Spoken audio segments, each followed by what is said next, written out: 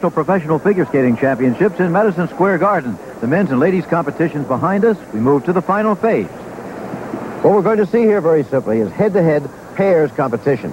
Commenting with me will be former World Olympic champion Peggy Fleming. Of course, you never skated pairs, but through the years, you've seen the very best from the Protopapas right on down the line, and we have some terrific pairs here. We certainly do. We are going to see the exciting Ty Babilonia and Randy Gardner. We haven't seen them skate very much since the '80 Olympics, so to see them in competition again is going to be wonderful. They're going to be competing against Jojo Starbuck and Kenny Shelley. These are two different generations of skaters, and the defending champions, Candy Jones and Don Frazier, they just wowed this crowd here last year. They're very exciting to watch, so it's going to be an interesting competition.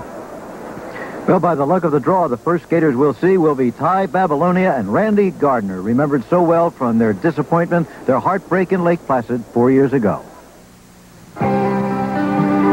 The Pairs short program provided one of the most dramatic and the single most heartbreaking moment of the Lake Placid Games 4 years ago.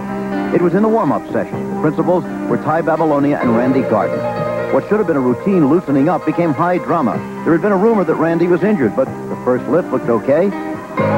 However, the rumor was confirmed right here, when Randy fell.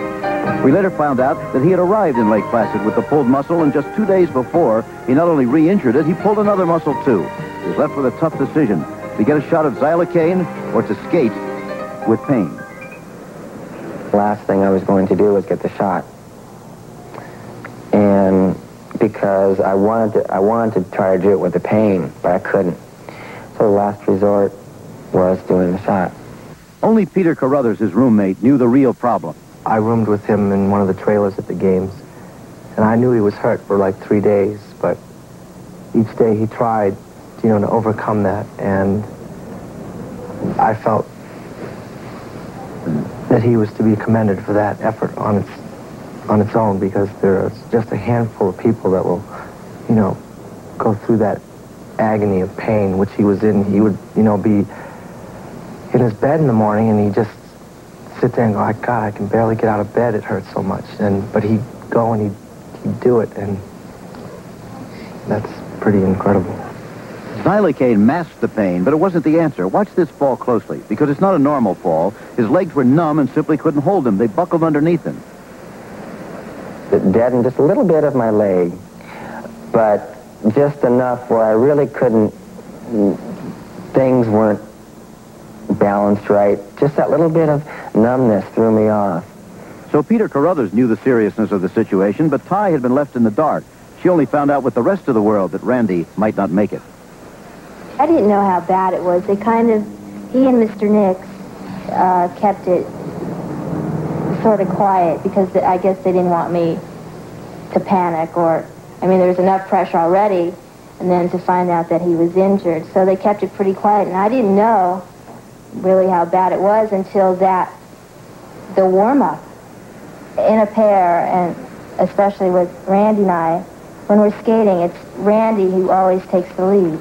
And that night, I was pulling him around, and I was in the lead, and I knew that's wrong. And I knew that he was hurt. When I started pulling him around, it didn't feel right.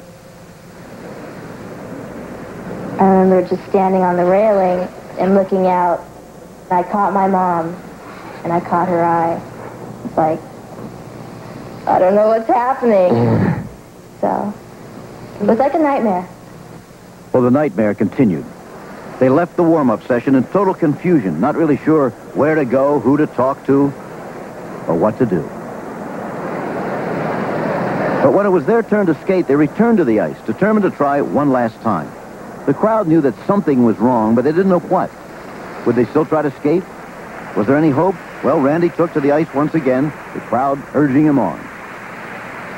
As he began to move, though, there was total silence. It was quiet, and you could hear a pin drop in there when I was warming up. It was just like this a low hum. In the silence, and with all eyes on him, Randy tried to jump once more. But he fell again, and it was all over. He was hopeless. He couldn't do anything. Everything just went right out of me. My brain was just... So many things are going around in my brain. it was just a really bad feeling, real depressing. Just like... So Randy finally had to accept the inevitable. They had to withdraw.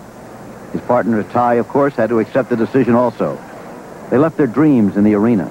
Their Olympics were done. At the end, the flag raised highest was the Soviet flag, and the anthem was theirs too. The hockey team fulfilled a dream. Ty and Randy had a nightmare. Does it still haunt them? It doesn't haunt me.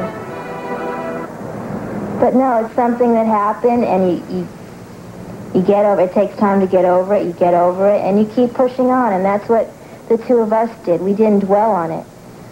And I think everyone goes through some kind of big disappointment in their life, and you just know that there is more to conquer.